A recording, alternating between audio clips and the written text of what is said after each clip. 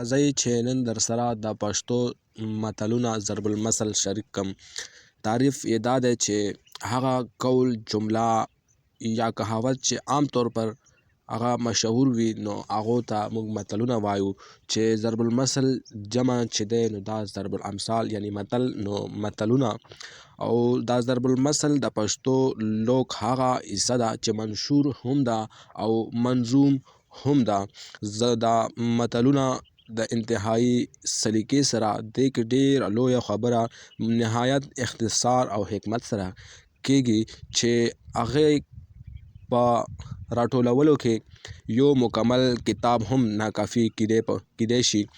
ضرب المثل چې دی دا هم ټپې په شان زموږ ته سینه به سینه را رسېدلی دی او بعض نهایت مشهورې ټپې هم د متلونو په ځای باندې ویلی کېږي.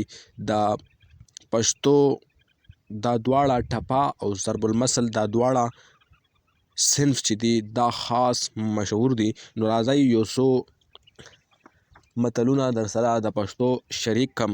د پښتو ضرب المثل دی چې خپل عمل د لارې مل دی، یعنی چې څنګه ستا عمل وي هغسې به د هغې سزا یا جزا هم مومې.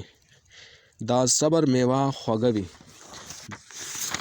دا ډېر مشهور متلونه دي چې نیت صفا منزل اسان او اوبو په ډانګ نه بیلیږي.